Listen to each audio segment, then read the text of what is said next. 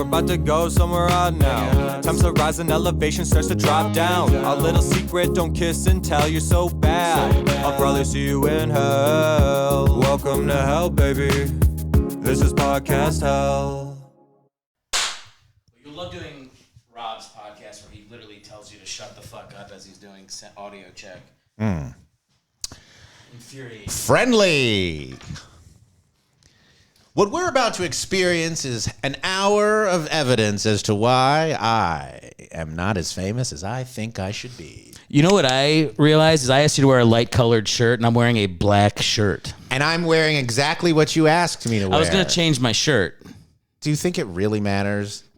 I mean, technically it does. Do you want me to go look and see if you're just a big floating white head? Is that what you're afraid of? It's fine. I guess it doesn't matter. No, you know what? I think you should look because this is exactly how they filmed David Bowie in the Labyrinth, so that he could look like he's not the one doing the ball trick. I did the fucking laundry so that I would have a light colored shirt to wear, and I forgot to change it before you came over. I think now it just is what it is. It is what it is. I'm comfortable. You're comfortable. We're in it to win it.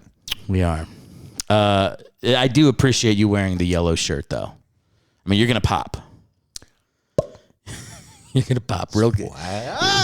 You're going to pop real nice. Uh-oh. I know we're good. What was that noise? I accidentally unclicked the microphone, and I clicked it right back in. All right. Thanks for doing the show. Of course. We go back a ways. Now, the good people that follow Podcast Hell, now they're big improv fans. Oh, are they? No, I don't know what they are. I actually don't know what they are because you did the podcast before when it was a different show. Okay. Is it the same fan base? I don't know. Is there a fan base? There's no fan base. So we're just two assholes screaming in a room? No, I mean, it gets about I think every episode gets 50 downloads and then another 50 to 100 on YouTube. Okay. Right now. But when I was doing the old show, it was getting up there. I have episodes with close to 1,000. I see. But then I stopped. You can't stop. That's the fucking trick is you can never stop. I'm not the person to talk to about YouTube success. I don't have it, never experienced it, barely ever tried it. But I am aware that there is a marketplace for the exploding podcast that goes, what you need is not me. You know what? I know what you need. Who? I'm going to start talking shit about people from our past, like Cat Williams. And this shit will go viral. Wait. Cat Williams? Oh, Cat Williams on Club Shay Shay. You said it like Cat Williams is in our past. No. See, you're right. That's fair. Yeah, That's what's known as an amphibole, where it sounds ambiguous language. Where it did. You're right. That sounded like I need to talk shit about people in our past, like Cat Williams. What you mean about Cat Williams? No.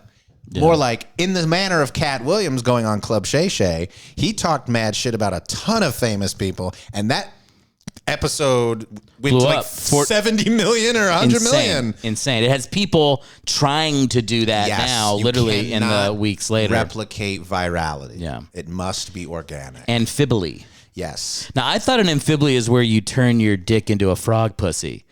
But apparently... So close. That's an amphipussy. So close, Eric. Amphipussy. A frog is an amphibian. A frog is an amphibious creature. Yes. I struggle with those types of things. What do you mean? I switched schools a lot when I was younger. So there's a lot of basic knowledge that I missed. Okay. So the whole what's a mammal, what's a reptile, what's an amphibian. I'm pretty sure you can name. Go for it right now. Mammal. Name a mammal and what makes it a mammal. Humans. The humans are mammals. Kangaroos. Kangaroos are mammals, I believe. They're kangaroos are mammals.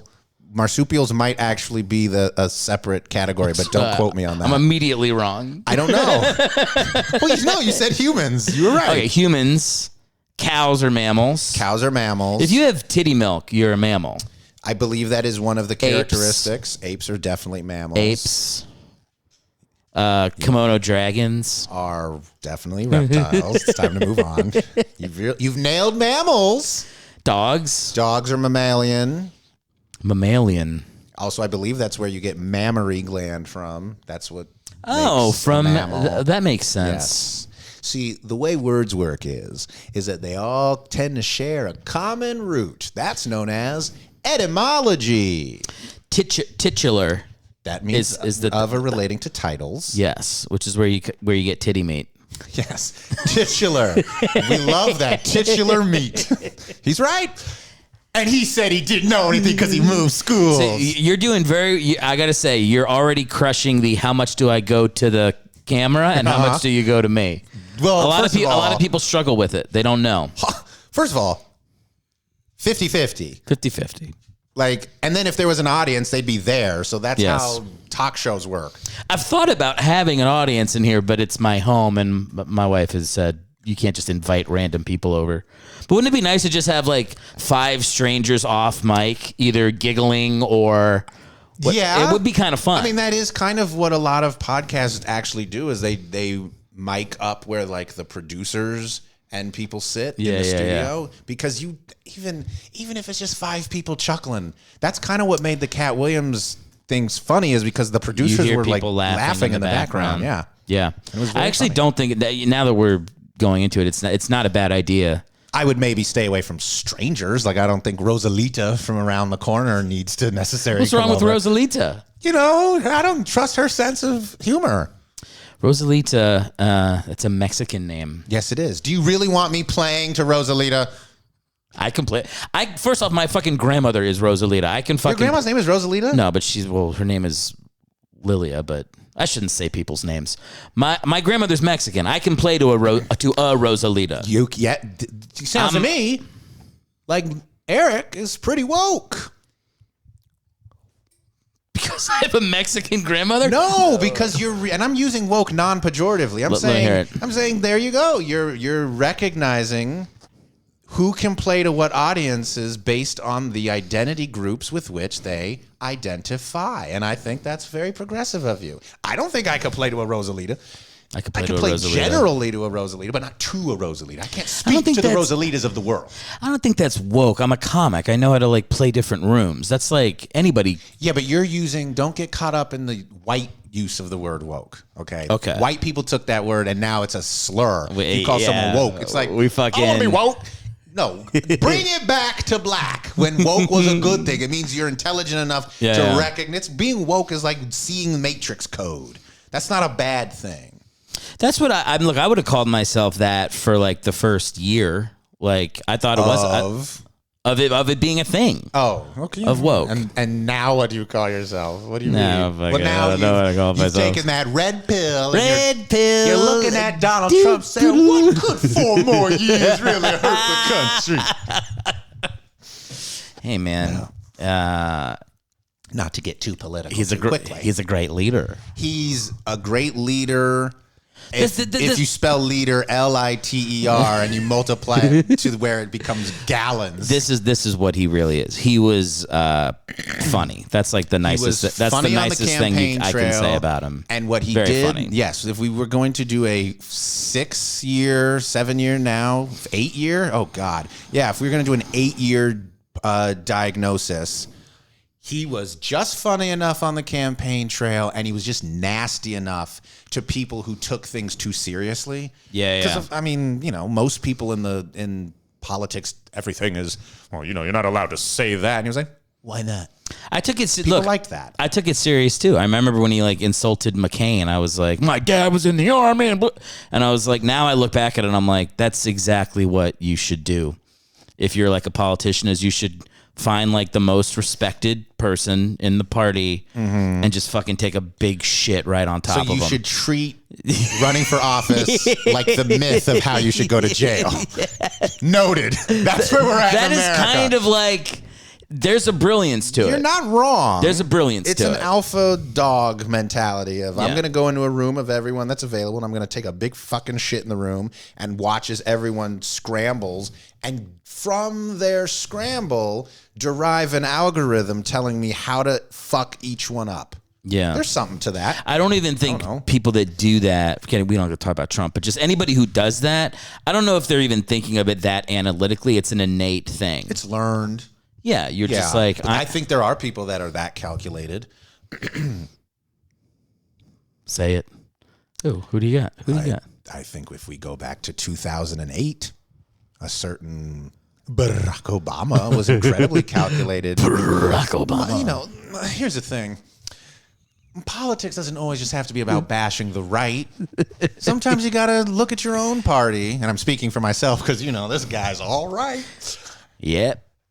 I'm just saying, is there really no theme? Is this really There's no theme. It's just free balling? We're just free balling. All right, well, whatever it is, whatever's clever. We will talk about backup quarterbacks for about 20 minutes in the middle. I mean, this is the year to do it. This is it actually is a great year for backup. This would have, if I had just stuck with that podcast, I think I would have done really well. I told you that in know. the car, but Grant, I told you in the car well after you stopped. But this is what I should do. Okay. And I've started to do it a little bit. Let's use this as a diagnosis of what you should do, and then you diagnose what I should do so that we don't blow our brains out in our careers. Are you worried about your career?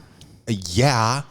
Uh-oh. Also on I don't know when obviously this isn't going to be posted today, but just for context of when we're filming this, today is the day of the Emmys, right? So, and then, you know, in 2 months, it'll be the Oscars. Previously, couple weeks ago, it was our friend Joe Coy. Oh, yeah. He did my show. Yeah, I know. You were there. I know.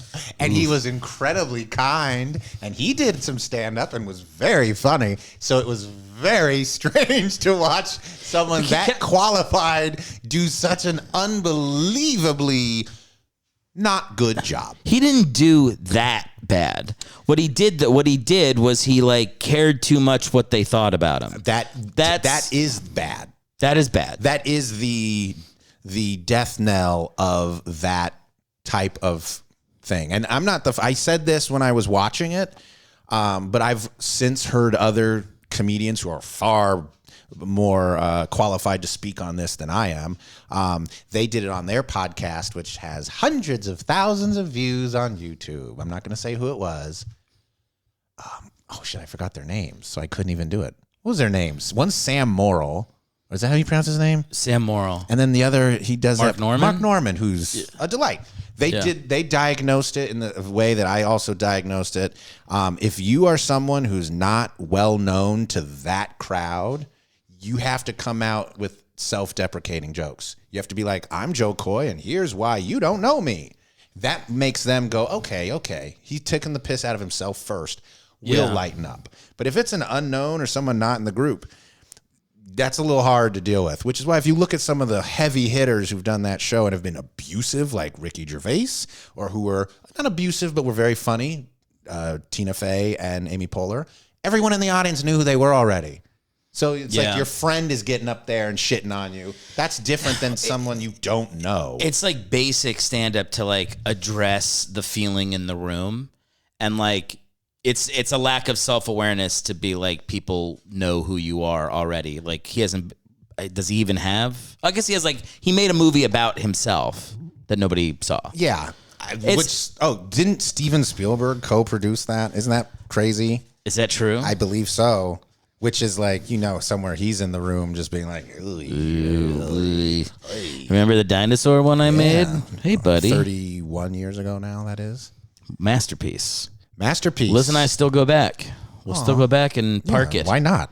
We'll park it. We'll park it? We'll Jurassic Park it. Oh, we'll park it. Oh, man, I'm an idiot. I was like, are you saying you guys fuck during Jurassic Park? Is that what you're admitting to me? That wouldn't be wrong. Why would that be wrong? I didn't say it'd be wrong. It's best just part, you know. Best part to fuck during Jurassic Park. I mean, to me, it's an obvious answer. Wait, I don't. What is it? Definitely the part where the Velociraptor eats the head of security, and he goes, Sam Jackson. No.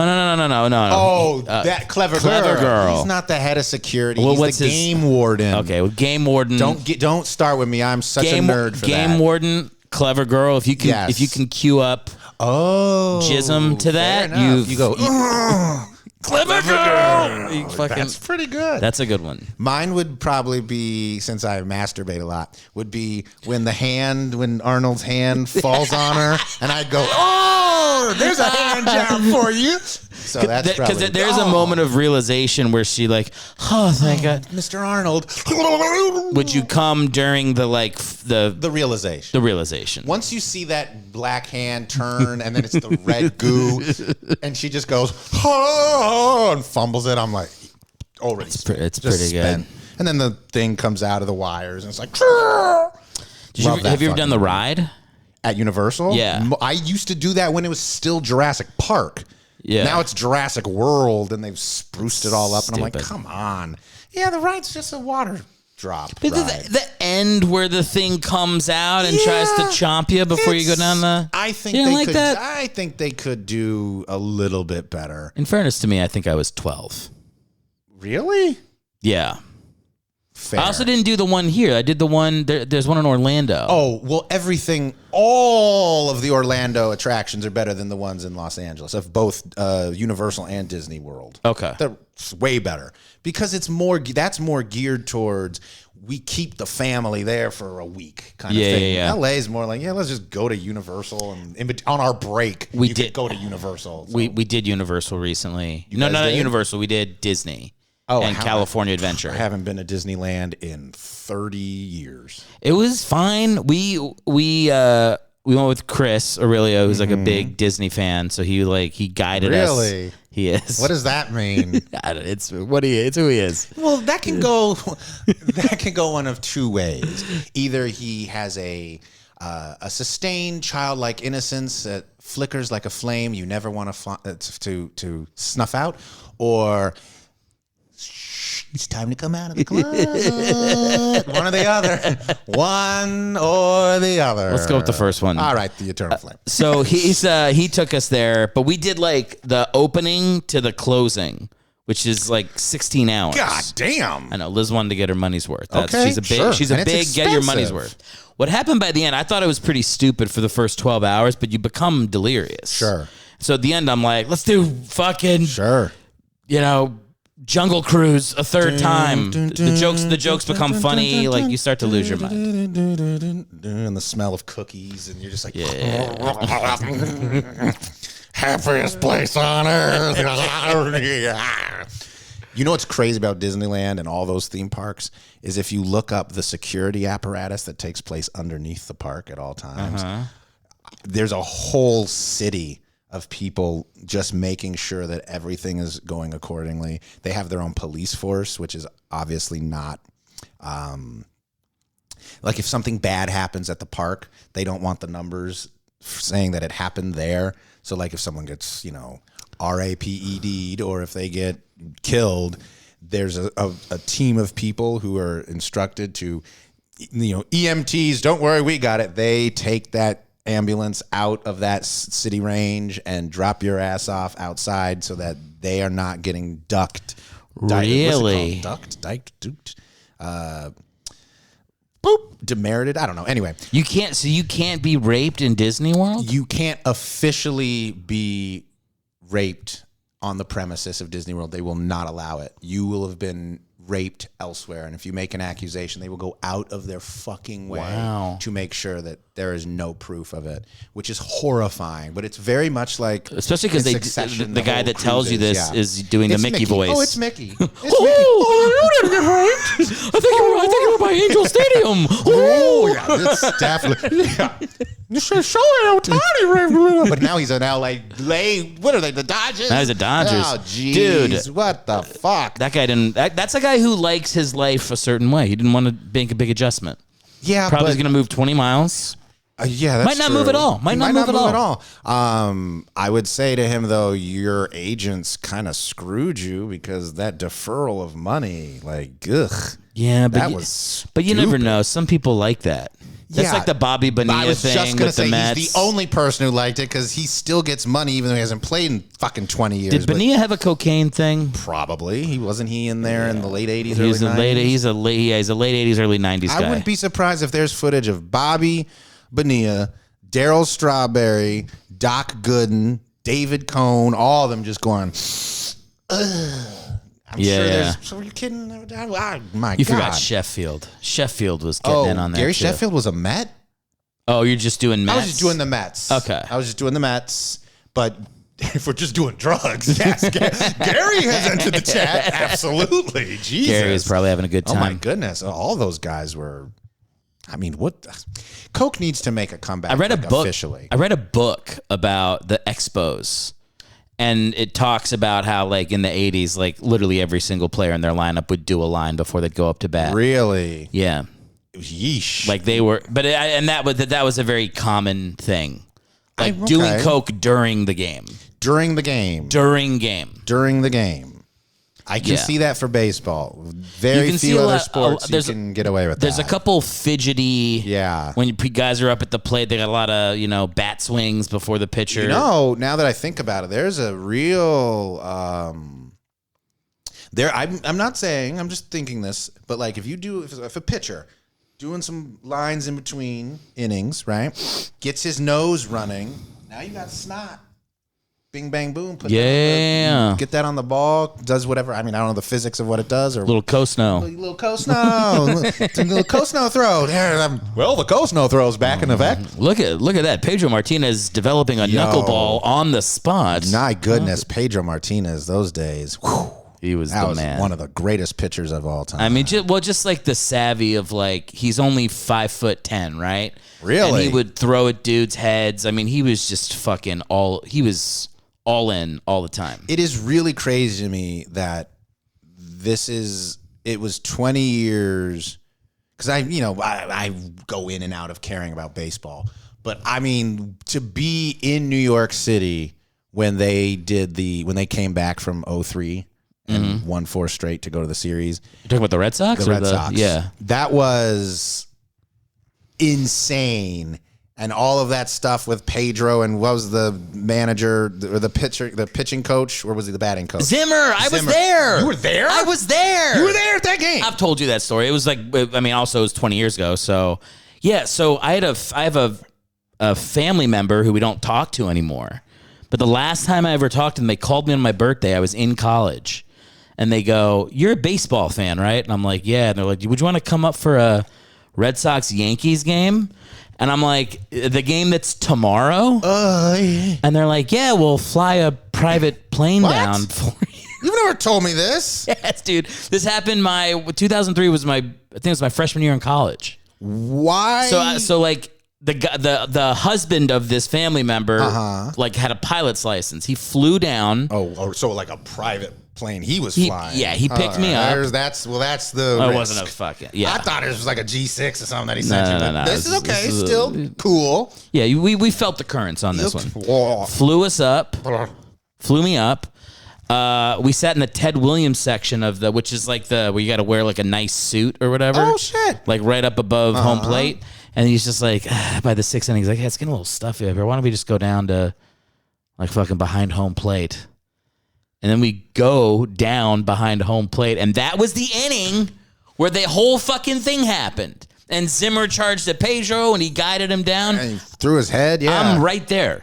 I'm fucking right there, dude. Well, here's the thing. There is video footage, so we should be able, anyone out there, you should be able to go find that game, and hopefully the camera catches, you're saying you would have been right behind home plate? I was behind because the Red Sox were home, so they're on first base. So you were side. behind them. I was behind the Red Sox. I saw, it was like the old fat guy, Zimmer. Okay, sure. I saw him, and I saw the back of Pedro. Wow.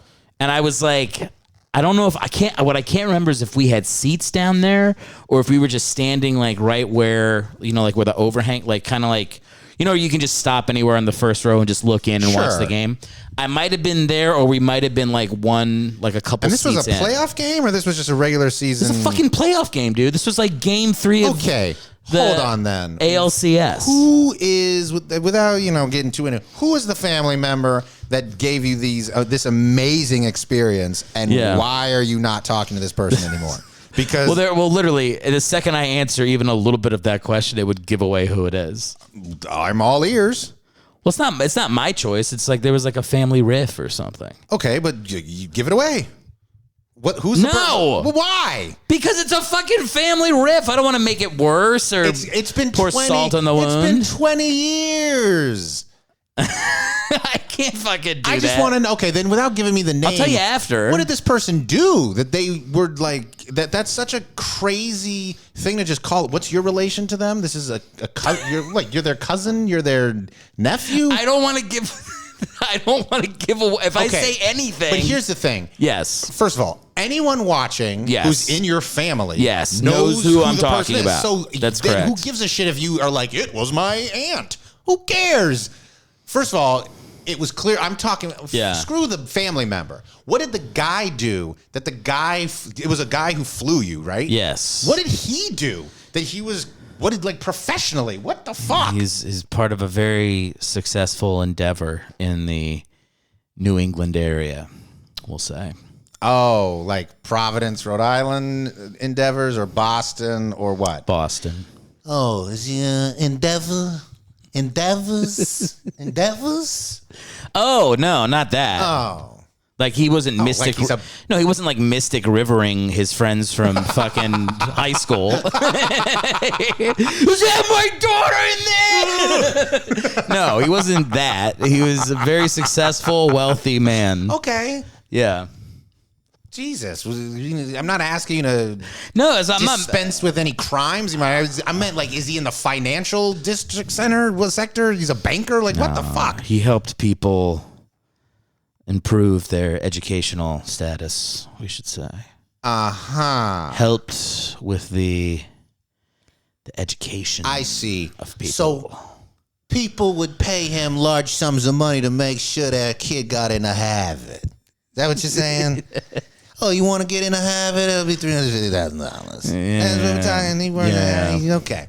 Got it. He had William H. Macy on his speed dial. Great. You know what Understood. I'm saying? You got me? Wink. I love that I'm doing that and I'm not winking. I'm just going, wink. Can you not wink? Wink. I can, but it's just an extra level of stupid to point to a camera and go wink and you don't do the thing you just said. Do you have people, I mean... Do I have what? People that would privately fly me to a playoff game? No. I was going to say, do you have people in your family that like you've cut off? That I've cut off? Yeah, or that you've been cut off from? There's no one in my family where there's been any kind of, we don't talk to them anymore. There's no, what was that, Coco? We don't talk about Bruno or whatever. That's not a thing. Yeah. But there are people in my family who I just don't talk to. There's plenty of those people. Yeah. But it has nothing to do with any kind of family riff or whatnot. It seems so silly to have a riff. You know, when you think about how we're all just hurtling through space. Oh yeah, well, if you want to, if you want to do that, you're right. Let's solve all the world's conflicts. Hey, Palestine, Israel, we're all just hurtling through space, orbiting a big star. They probably haven't thought about that yet. Well, they clearly haven't thought about it because that would mean they would be thinking about science. Yeah. Looks like somebody else has been red pilled. No, that was a double whammy. I got both cultures. You got both of them. Both of them. Look at this. Does this come off to you as more red or orange? Or a little. What is this, Requiem for a Dream? Like do you remember that movie where they're looking at her hair and like, if this is red, then what's the orange? Remember that scene? I don't remember that scene. I remember a lot of scenes from that movie, but that's not the one. Well, there's Ass to Ass. Ass to Ass. That's not the one I remember. I remember him going. I remember that too, but the one that like sticks with me is where the end where they're fucking shocking her. Oh, sure. And she's like going back to what's the guy's name? The Shooter McGavin. I always forget his fucking name. The Tappy Tibbins show. Yeah. Oh, the real guy's name, Christopher McDonald. Something. Yeah. That scene is in there forever. Yeah, that's pretty scary and brutal. We got a winner. We've got a winner. We've got a winner. We've got a winner. Yeah. Tough stuff.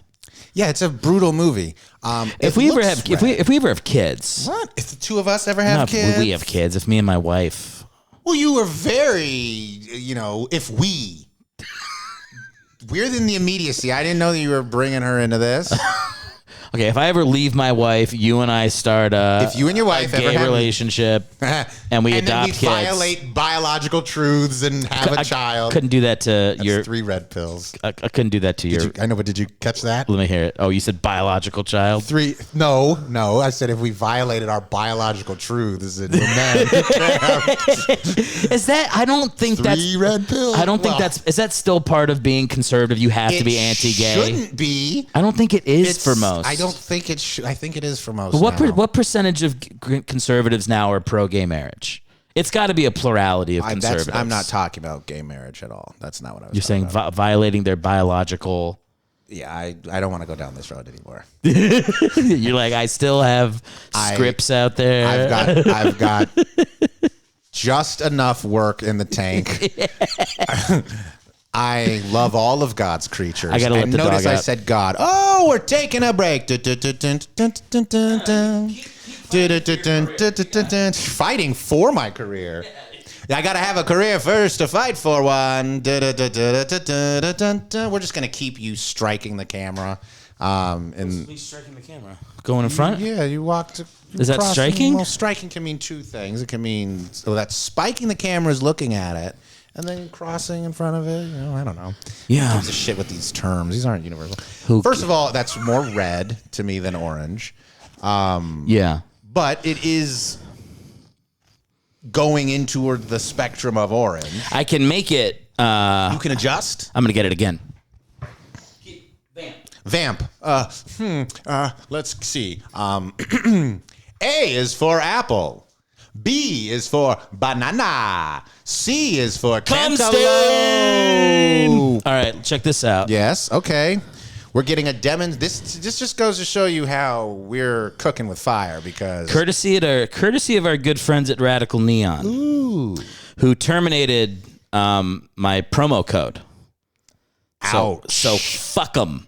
Damn. But now here's a good review of their product. Yeah, but check this out. That's right. But then it goes down, and then it goes down. Does it change colors or does it just go? No, but it's a little more orange now. It's still red, Yeah. but it is approaching orange from a certain vantage When it point. goes up this high, I can hear it a little bit. You can hear the neon It being feels like excited. No, maybe not. Nah. I think for the sake of really entertaining podcasting, we should stop talking and see if we can hear the neon popping into this. Let the sign speak for itself. The sad part is I heard it. Did you really hear it? Yeah, it's like a because it's gas moving through a charged vacuum. Yeah. Well, I don't know if it's We should, pure. we should get Neil deGrasse Tyson to come on here and ruin the fucking fun. Okay. He ruins the fun. I don't think he ruins the fun. Every time there's a movie I like, it's him being like, explains the fun. excuse me. Well, for instance, he's Sandra not Bullock wrong. wouldn't be exactly. scared. It's not no. She would be scared. What he said was the movie shouldn't be called Gravity. It should be called Angular Momentum because that's actually what she was experiencing because that's what was bringing her back down. Yeah, not he should be gravity. called a buzzkill because that's what he is. Guess what? Don't listen to him. I don't. Okay. I won't. I think that He showed up on fucking NFL Network today. for what today? Yeah, they Oh, tried, for so what? he could talk about the brotherly shove. And like the physics behind it. And But the, he said some stupid Like shit what? that Like he was what? like, Like what? technically, every time they do the brotherly shove, Earth's gravitational forces change. It's like as it is when I fucking take a shit and touch the ground. Shut up, dude. That's not what anybody cares about. That's fair, but It's there boring are fucking I don't science know. shit. Jesus H Christ, we're throwing science under the bus here. Boo. I think it would be interesting to know not necessarily about the Earth's gravitational force on the play, but I would love to hear the physics of like how much like force is there actually happening when two people run into each other for a tackle? Like honestly, like the kinetic energy, like all that shit. displays. Like what that to me would be interesting, especially so that we can get a sense of this is not child's play. Like how hard, or like when Mahomes' helmet exploded because someone hit him, but it was also because of how cold it was. Like that has some interesting The brittleness scientific- of the- yeah. that would be interesting. But you're right. I don't need to know well, when the planets are in this alignment, you can see that they ran in there. The one interesting thing he said is people always talk about the brotherly shove being like one of the reasons it's great is because Jalen Hurts is so strong. Mm-hmm. It has nothing to do with it. Jalen Hurts takes the ball and literally his feet get lifted off the ground and he gets pushed. Mm-hmm. It doesn't matter that he benches all this weight.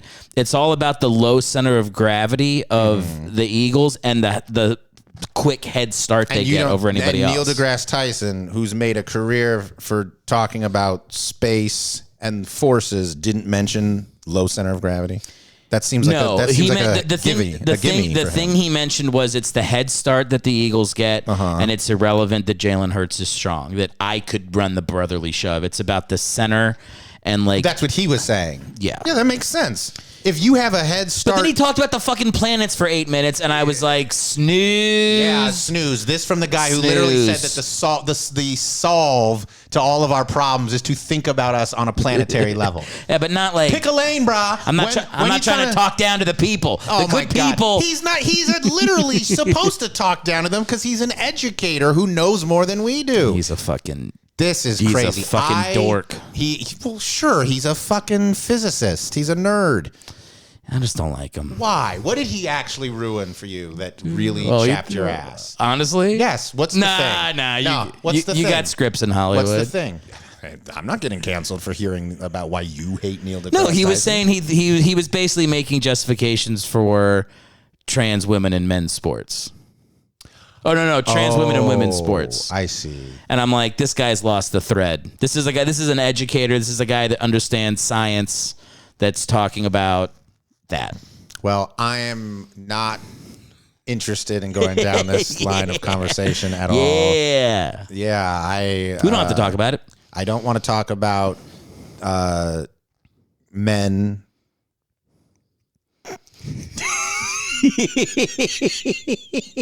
Spit it out. I don't want to talk about the 1992 movie Ladybugs. That's all I'll say about that. You understand the name of this podcast is from you, right?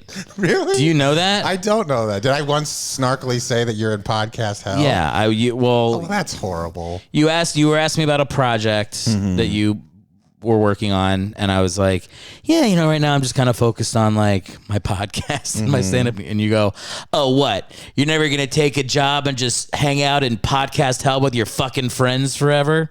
And I was like, I'm changing the name of my podcast to Podcast Hell. It's a good name. You know what's funny about that is I'm glad you didn't, as some former friends of mine whose name shall be unnamed, Cat Williams.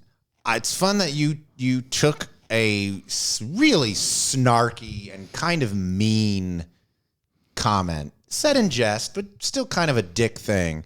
And instead of being like, well, fuck you, fuck this guy, you were like, all right, I'm just going to yes and that and fucking call my podcast hell.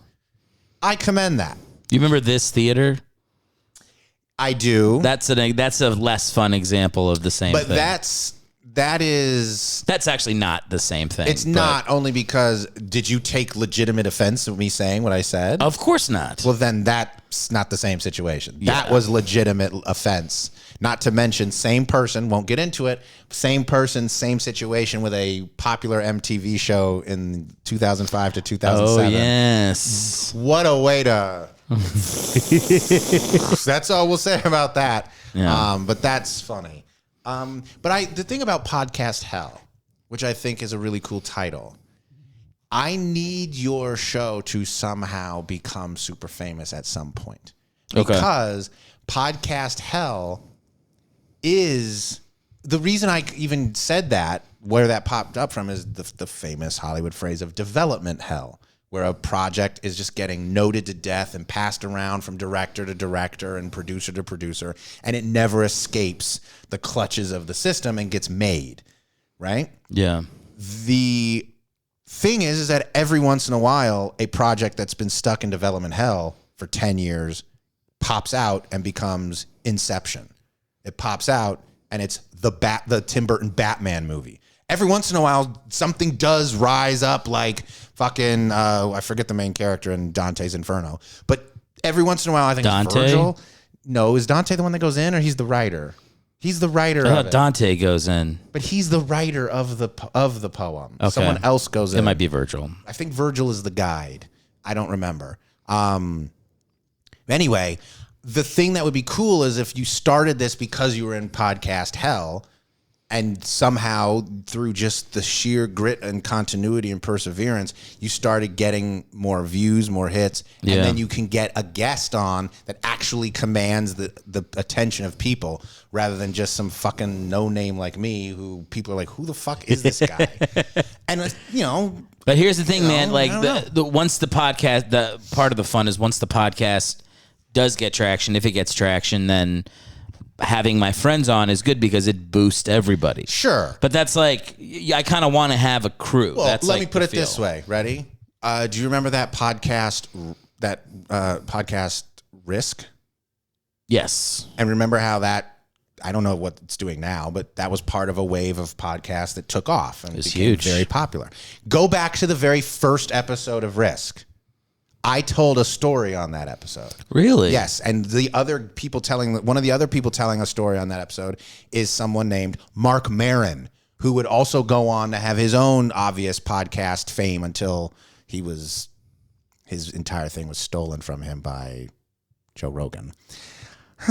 Anywho, Rogan was doing it before Maron, though. no, wasn't he wasn't. He was doing the Joe Rogan show before What the Fuck? I don't think so. Yeah, I do don't think so. I don't think so. Fact check, and if I'm wrong, put it in the comments. In the Like, comms. subscribe.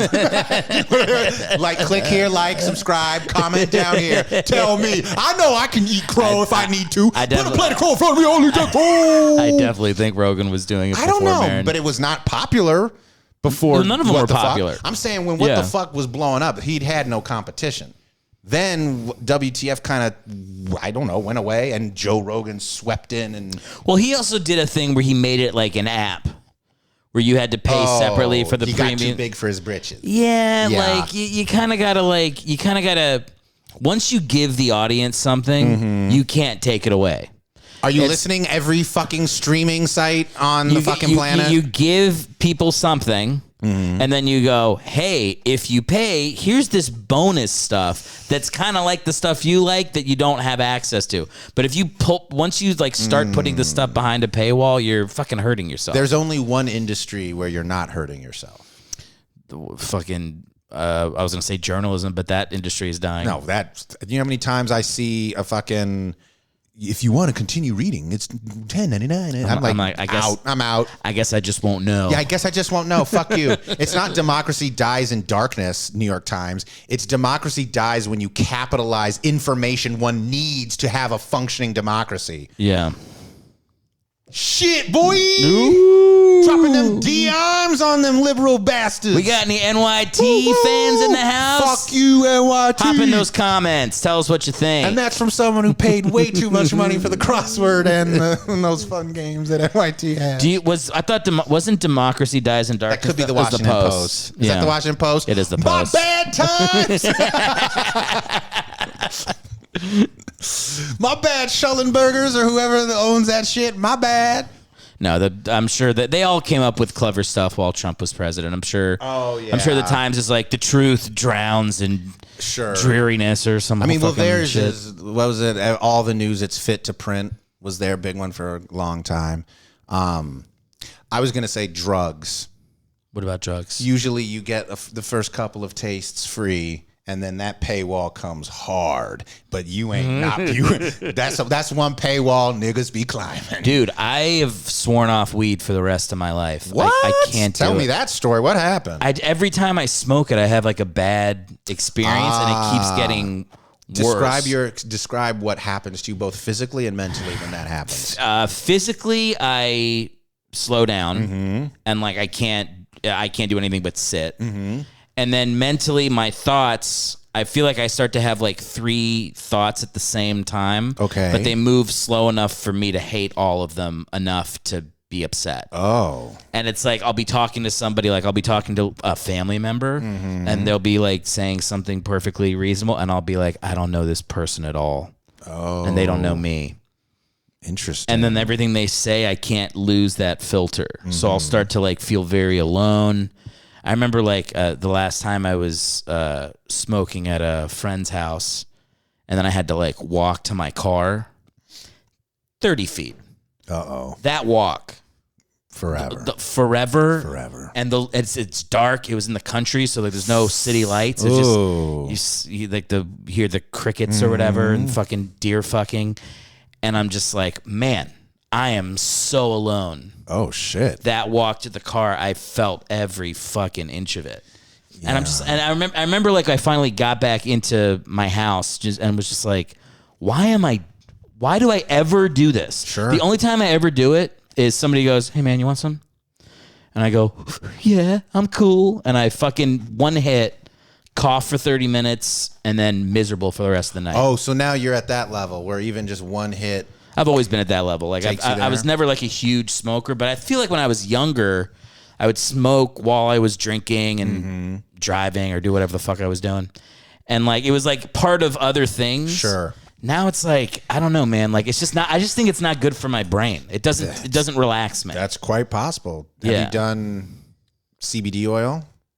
Or smoke CBD? No. I cannot for the life of me. I am a very similar person.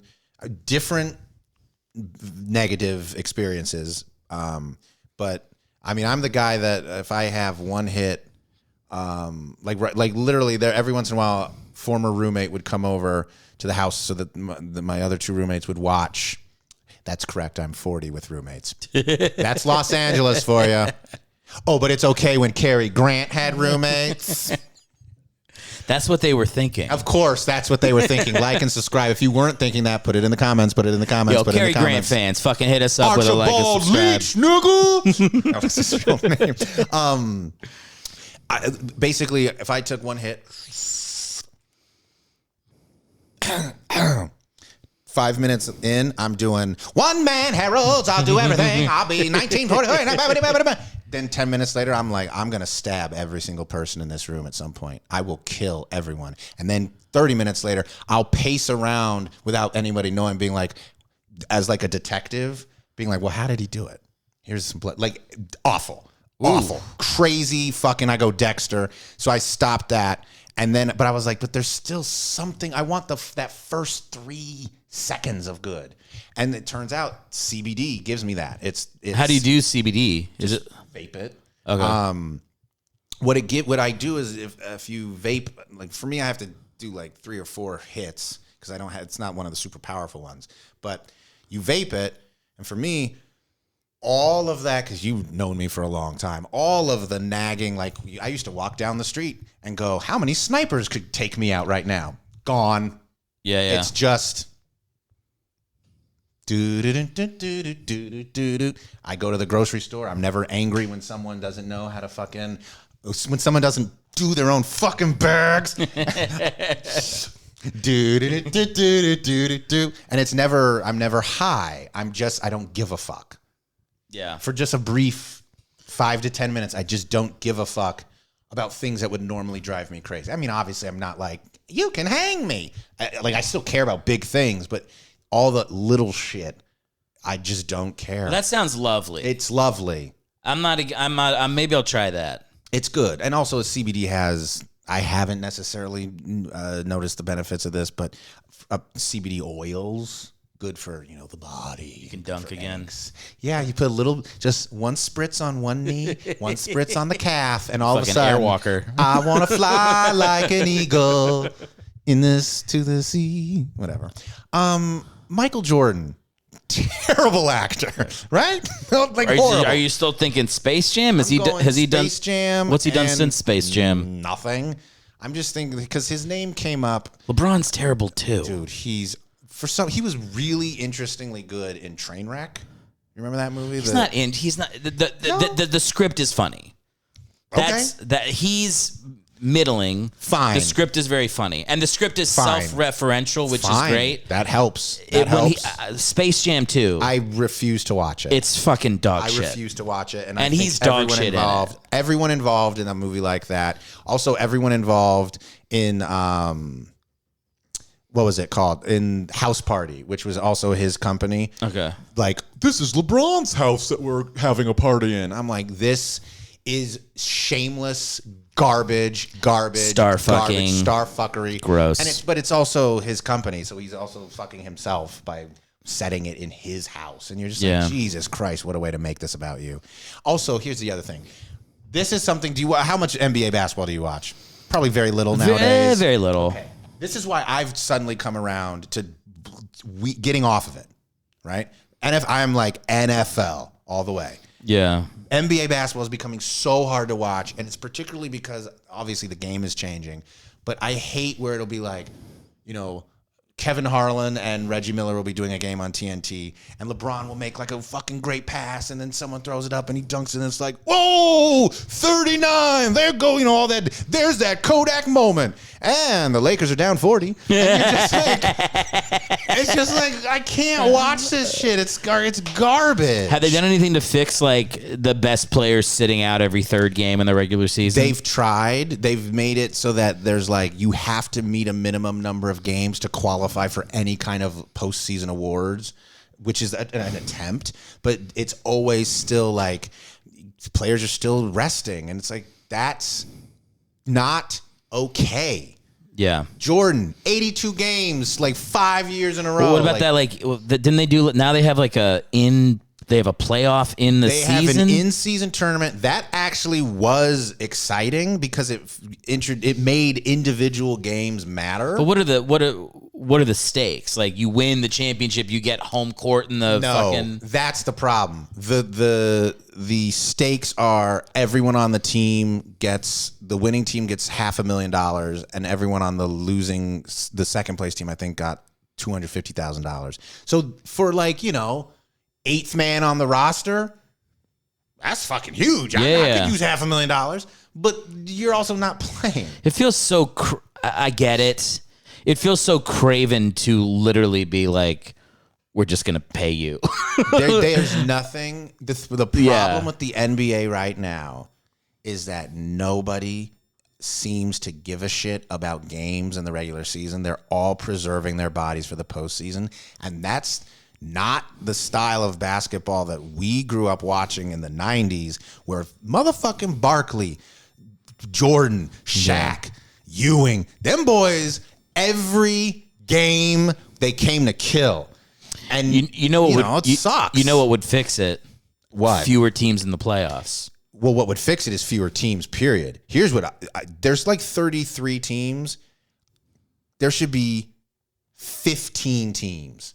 And then you divvy up the other rosters and you make teams really good. I don't think Sack's gonna make it. Bye.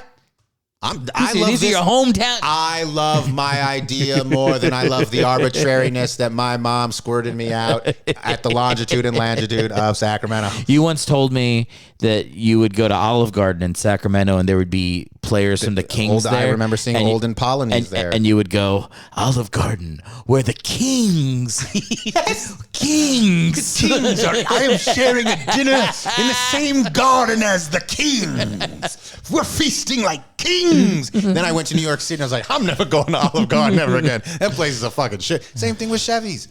All the places, this is how I grew up. All the places that I now learned in big cities are like, stay away. So Applebee's, TGI Fridays, Olive Garden, Spaghetti Factory, although it's a little, slightly higher. Those were all fine dining to me. Spaghetti Factory sounds like the worst. And yet it's, ironically, amongst all those, it treats itself a little highfalutin. Can I tell you what fucking sucks about having celiac disease? Oh, I can guarantee I already know, but please do. Well, many things. But, yes. Obviously taking fucking horse shits every 3 days sucks. But the worst thing is that when I'm eating out, the safest places to eat are corporate chain restaurants. Oh, yeah. So, like, when I go to Applebee's, I'm like, I'll feel great. But if I go to, like, mom and pop's Italian place where they sometimes have gluten-free and the husband's domestically abusing his wife while he makes the food, all the stuff stuff that makes it good. Sure. Yeah, I don't get any of that. When you want a piece of pizza. You come You to wanna, me. you know, come when to he me. pounds that pizza dough, you wanna know that he hits that dough with the same aggressiveness he hits his wife. You wanna know that he's beating that shit out of his wife. He puts it in the fucking dough. That's the pizza you wanna eat. I want to taste the tears in the gnocchi. I want to taste the gnocchi needs to taste like it came from the pain of the woman. That's what I need. We both. That's the part of The Godfather I would jerk off to. Yeah, I love that. I always, once he pops him in the head and the blood comes out, I'm like, oh. Saddest scene in the Godfather trilogy. And the whole thing, the saddest. Ooh, that's tough. It's because it should be the third movie. It should be. Well, they blew that movie. But it should be the end of the third movie. It should be the end of the third cry movie. the most, but it's But not. it's definitely Fredo. Oh, in the dinghy? Yeah. Now, in the dinghy, when it actually happens, or that moment between the two brothers when one realizes, I just think where they kill him in the dinghy. dinghy's pretty, The that's dinghy, fair. that's the saddest. It's brutal. Part. I would maybe contend, this is interesting, we'll switch it up a little. Is the death of Fredo among the saddest deaths of all deaths in movie history? Movie history? Yeah, all movies. Because that's pretty fucking up there. Great, I'm not saying it's number one, but it would certainly be on the list of at least 20. I'll go Beth and Little Women. Oh, dude, does it have to be? I mean, Godfather's based on a book. Sure. It is just a book. said movies. Okay, just movies. Yeah, but it doesn't matter If what it's a based death on. in a movie. Give a fuck. Why'd you make a face at Beth and Little Women? That's fucking sad. It's not? What? It's not? Which Little Women? Which version? I don't know. The oldest one. The black and white Beth? Yeah, Okay, 1930s. black and white Beth. Oh, no. She's the That one? Godfather.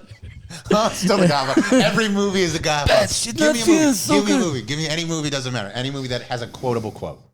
Any movie. A Few Good Men. You can handle the truth. You know?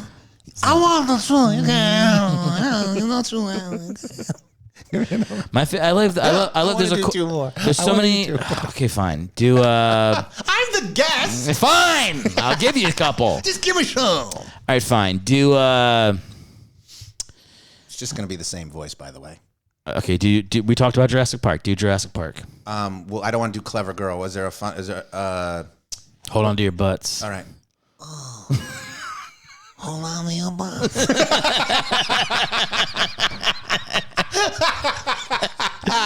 Hold on to Stupid. Hold on to your butts is an underrated quote from that Such a movie. good line. Hold on to your butts. Okay. You know what's now important about that moment is how low key Robert Oppenheimer has appeared in so many movies that we grew up with. His picture is on Nedry's computer. Is it Yes, really? His picture with the pipe and the hat is on Nedry's computer. Why? I don't know. This is all... Okay, fun fact. You saw Oppenheimer. I did not. Whoa! My mind just went... Just Nagasaki your mind. Really? Do you know we killed more people in bombing of other Japanese cities than in Hiroshima and Nagasaki? Like people, we think of that as like just the Like total regular bombings? Yes. I did not know that. It's the horror of how quickly you could do it was what the value was. Many more people died in bombings of just regular cities. I buy that. Yeah. I think more people were killed in the raids on Dresden. No. No. I'm not comparing it to Japan. I'm saying more people were killed in the raids in Dresden as a regular bombing than other. The way that we think of this was the deadliest. It's like actually some of the campaigns we were doing. Look, Dresden is an interesting thing because a lot of times like it's very different now with how we have like social media and stuff. Like you can't war the way you used to war. Okay. You're not allowed to. I sure would like you to clarify that a little bit. Well, you can't Dresden people. Sure. You can't do that. We try to avoid it. So there are different standards for like what was considered a war crime in World War II versus what we consider a war crime now. But even the people who like excuse away a lot of that stuff from World War II look at Dresden and they go, a little bit of a war crime. That was brutal, and that was us. That was the British, us our and side. the British just melting college students into the ground for, to break the will. That was the thought. Have you ever been to a place called the Exploratorium in San Francisco? No. Okay. There's on one of the piers, it's like a sciencey, science for kids type place. So they have like earthquake simulator. Whoa! Right? And they have... That sounds fun. Wait, are you being sarcastic? No, that sounds fun. No, that sounds like the museum in fucking Crystal City. I think there are these kinds of places all over the place. Yeah. And it's it's the perfect place to do field trips. And I remember one time I did a field trip to San Francisco with my school, and we went there. And my favorite thing in the whole place was this room called the Shadow Room. And basically what you do is you go up against the wall, you get into funny little poses, a big bright light goes beep, beep, beep, beep, beep, beep, beep, beep, and then you look and you go, look at my shadow, look at my shadow. And of course, this is because of the shadows that were caused in the bombings of Nagasaki and Hiroshima. And then I learned the most disturbing thing ever after I started Wikipediaing for further stuff after watching Oppenheimer. The Exploratorium was founded by Frank Oppenheimer, Robert Oppenheimer's brother, who helped on the Manhattan Project. Yeah. Which means my favorite memory of science as a child was a room low-key designed to showcase the power of a nuclear blast and how it would cause these horrific shadows onto street corners and sidewalks. And I just was like, that's fucked up.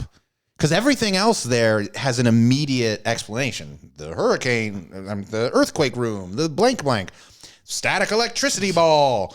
Yeah, they're not like Hiroshima death shadows room. Exactly. And I just thought it was playful. Like, look at all the goofy things you can do. And then it was like, holy shit, Frank, that's a wild dark A to Z to get to that. How do they what happens with the shadow after you leave? Do they have to It's like a Etch-a-Sketch. It fades out. Okay. I don't know what the material is. The wall, if I remember correctly, looked like a green screen. Don't know if that had anything to do with it, but I'm sure there's some sort of particulate inside the wall that the flat, like it's like taking a picture. It captures, the shadow like in a Polaroid, and then it just kind of fades away. That's so fucking chilling, dude. So chilling. Oof. But I think that also, to your point, that's probably why those bombings get more press than the fact that, but technically these air raids killed way more people. It's just like you said, the nature of how you are just gone. That's part of it. Yeah. It's not just the thing, it's the presentation. Yeah. On my last podcast, I was having it out because somebody was like, the girl on the show was like, love Frank Sinatra. Okay. And I was like, is Frank Sinatra that talented? Because he's like, Katie, any pop star has a better voice than Frank Sinatra. Oh, absolutely. But it's the way he presented it is part of the lore. Frank Sinatra is not a good singer. Okay? Thank you. He's a great showman, but he's not a good singer. This is Frank Sinatra. It's doing any song. Name any song. Just, it doesn't matter. From Frank Sinatra? No, any song. Okay. Preferably not a pop song because I don't know the lyrics. Wheels on the Bus. Okay, he'd be like, the wheels on the bus go round and round. The wheels on the bus go round. You know why Frank Sinatra sounds so good? Because Quincy Jones did all the arrangements of the music. While this fucking guy is going, while this guy's going, the wheels on the bus. Quincy's like this. Come on, man. Bam, bam. The wheels on the bus. They're playing around. Quincy's sweating up here and dripping. This white honking bastard. The wheels on the bus. And it's like, help this. Get this. Can you? At least Dean Martin had some melody in his fucking That's some more. That's singing. Frank is like, oh well. This fucking poor violinist has So funny. throws his shoulder out. The trombonist has carpal tunnel. He can't get around. His lips are all blistered. What song? You want any song? Give me a song. It's funny you went Wheels on the Bus. I'm going to stay in the nursery rhyme child because that's a good. There's built-in melodies that you get to violate with this voice. So let's go simple. The ABCs. Wait, hang on. Let me picture it. He did say he bounced around from school to I school. got a little nervous. No, I'm trying to think. I want to get into my Sinatra voice. Get in there. Get into the Sinatra voice. Too melodic. Already too melodic. A, B, C, D, E, F, G, H, I, J, J, J, K, L, M, N, O,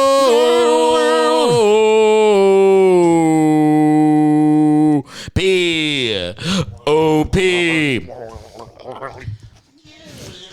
You know, Whole orchestra. you know who could have played in that orchestra? Ooh. My wife. What does she play? Very talented French horn player. Oh shit! Yes. Oh, that's awesome. It is pretty awesome. I did not know that. Yeah. Well, I've been trying to buy her a French horn, but they're like $4,000.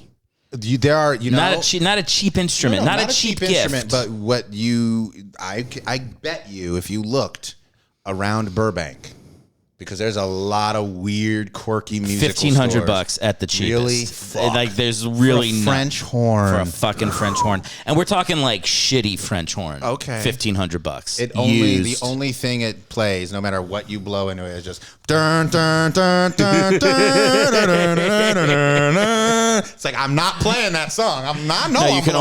You can only play the opening theme to Jurassic Park. Oh,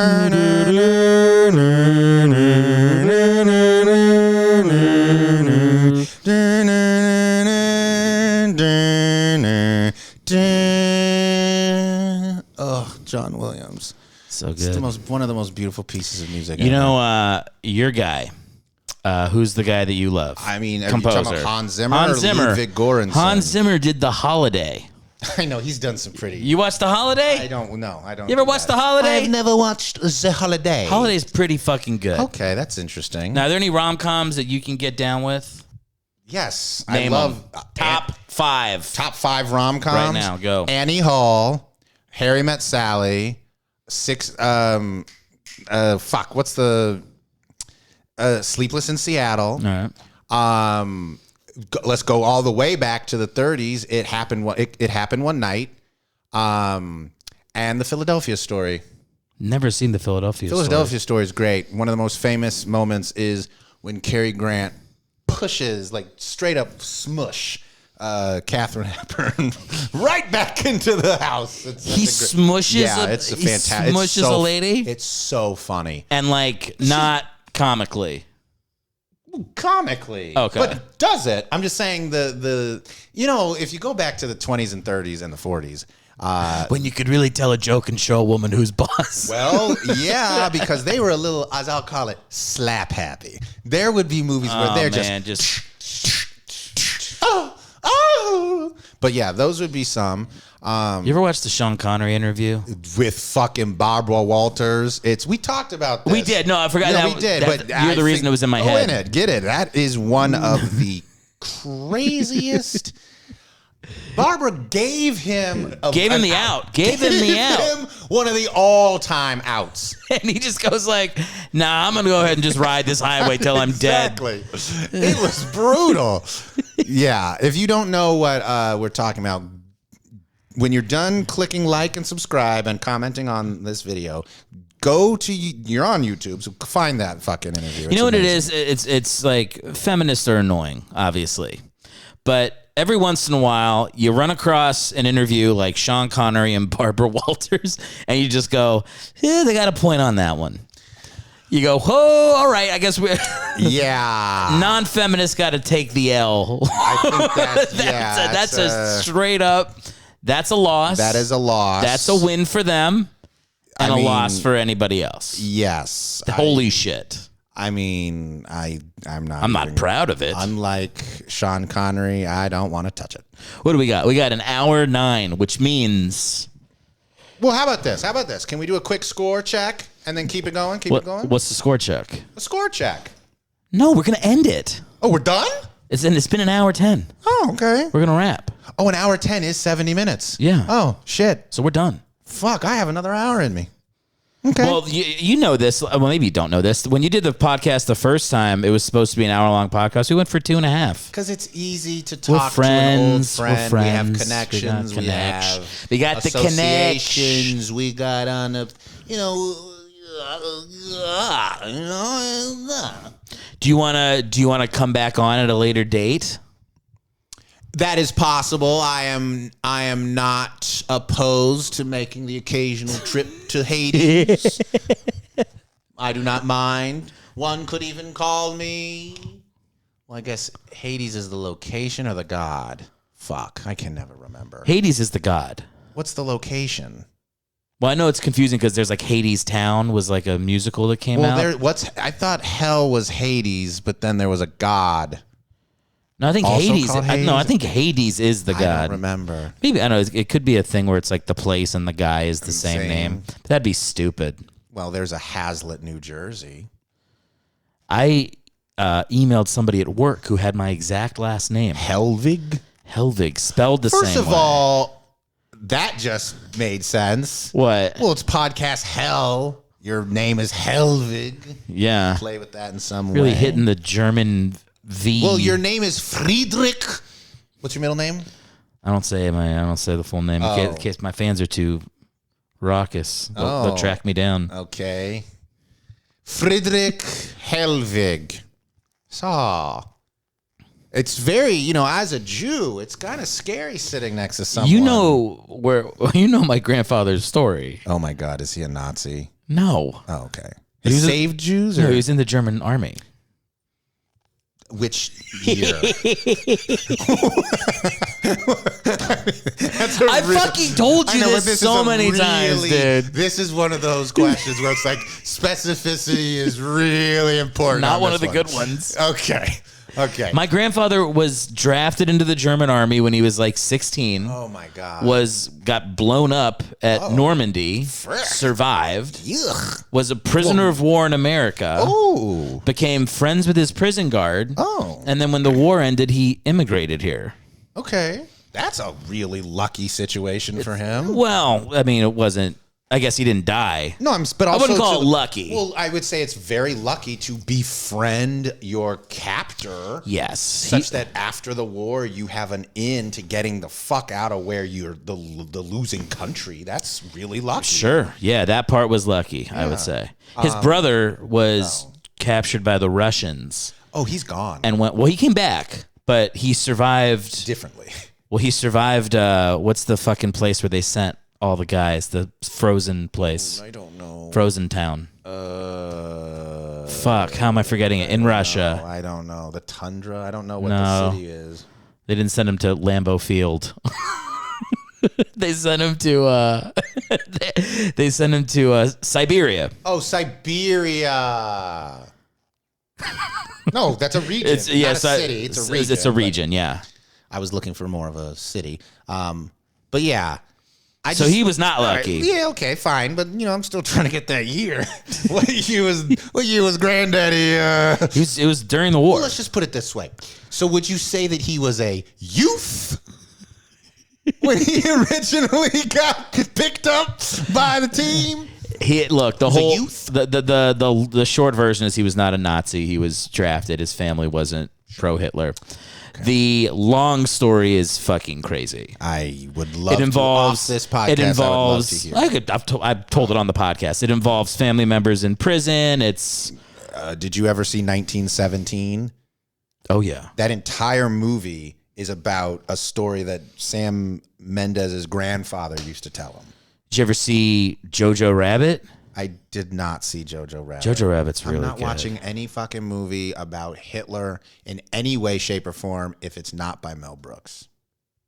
That's the rule? It's my rule. You didn't see the one with Tom Cruise? Valkyrie. That movie sucked. But you saw it. I did see it. Is that when you made the Mel Brooks I rule? did. I was like, no more of this. Mel Brooks rule. I want my Nazi singing. Jojo Rabbit, you should break your rule. I heard it's great. It's great. There is that scene, right, where all the Heil Hitler, right, where they're all just constantly in the room Yes. saying, Heil Hitler, Heil Hitler, Heil Hitler. My grandfather has funny stories about it. I'm serious. Like, tiptoe around that word. Funny. Look, I'm telling you, it is. I don't know. It is. I don't know what to say. I've got the funniest story. It's not the funniest story. It takes place in a little place called Treblinka. It's my.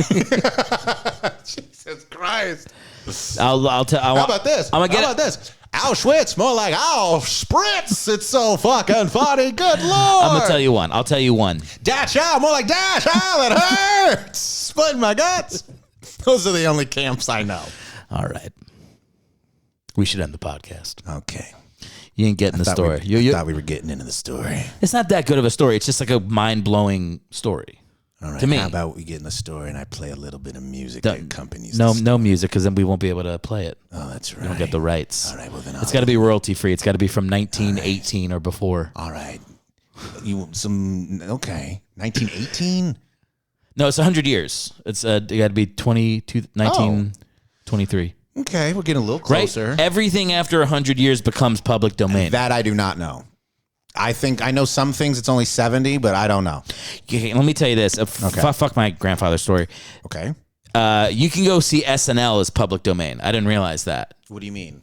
So, like, you can look it up and see every episode of SNL. It's not on a streaming service. It's public domain. It's like... Why is that? I have no idea. But everybody's always complained about how they're like Steven Seagal's the worst host of SNL ever, and they say that because he's an easy person to bully. And maybe he was the worst episode, but people say he was the worst host ever. Okay. Everybody on SNL. Okay. And again, I think the reason is because like people in Hollywood are pussies, and the only reason you can't. Or they just didn't enjoy working with him. But get to the point. But also criticizing him will cost them nothing in their career, which is why he's easy to criticize. That's probably fair. I watched the episode. Okay. Don't you dare. It's pretty fucking funny.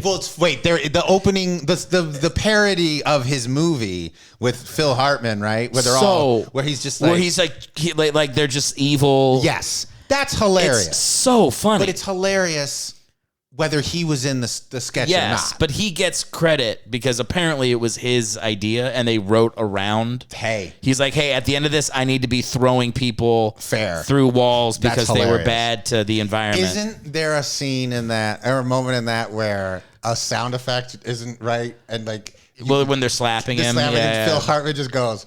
He just looks to the camera. And it's just the greatest. Well, it's just... Well, the way that it ends is really funny too, because it's like after he kills everybody, he goes, "That's what happens when you're bad to the environment," and then he kind of walks off awkward. But he is mad, like he's not acting, like he was mad in the moment.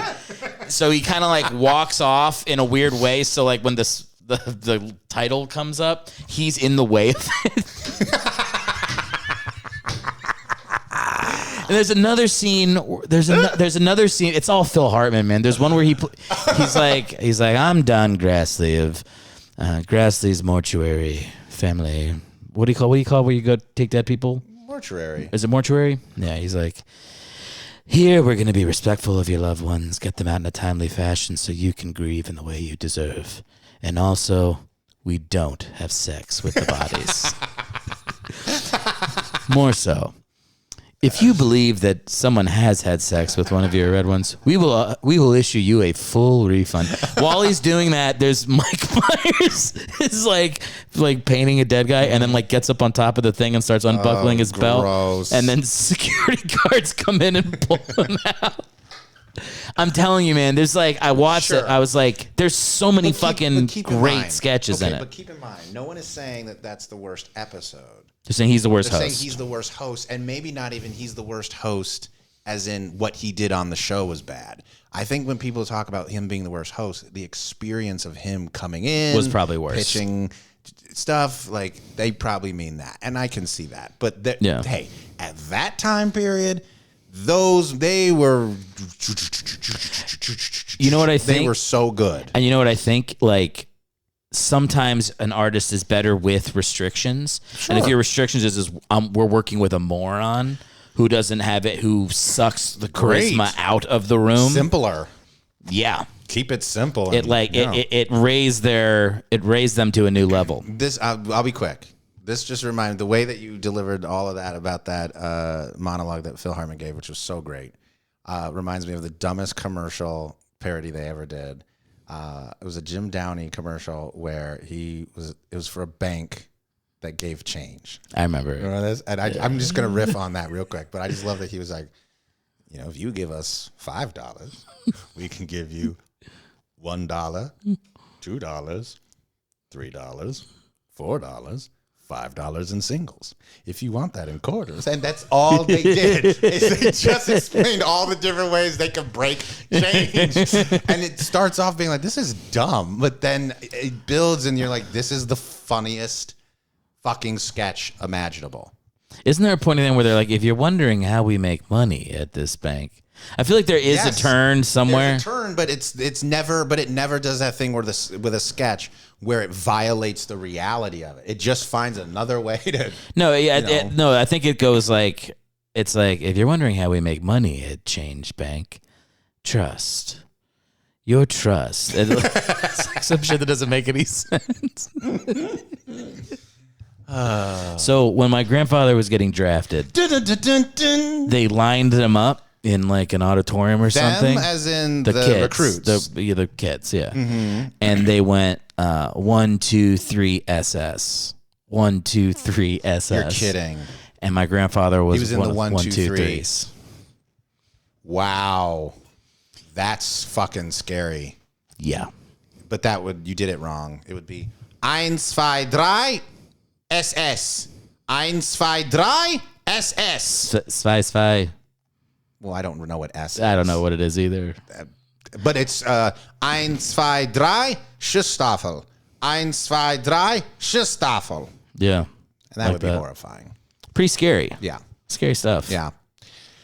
Glad we took care of them. Where can the people, I mean, do people follow you online? No, I don't. I got rid of all my social media. God. I don't like social media. I still have Finstas so I can keep abreast of what's going on. What the fuck is, the fake Instas? I still have all that, but no. Where can people follow you on your fake Instagram account? You can't follow me. I refuse to be followed. Would that ruin the?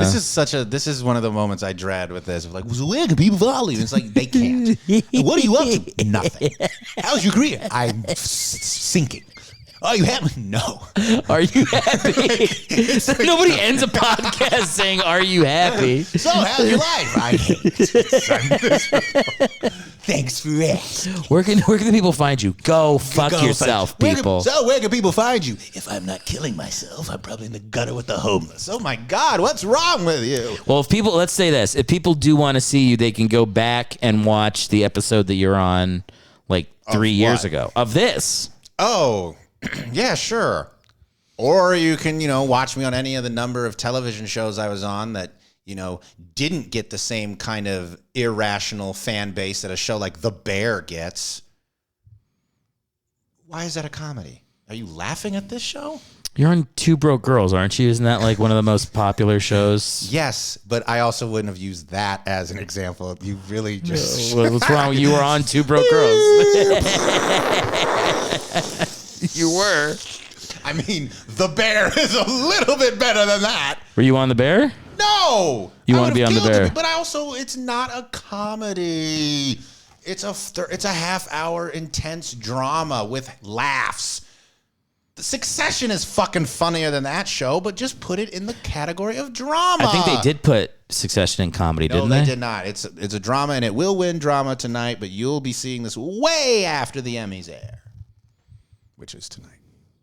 All right. Well, don't follow Lucas. Don't follow me. He doesn't want you. I can't be found. But should you find me, I applaud you for your deep dive into the dregs of this society's burnt offerings. If you Google Lucas long enough, you'll probably find him. Actually, if you Google my name, I come up very first.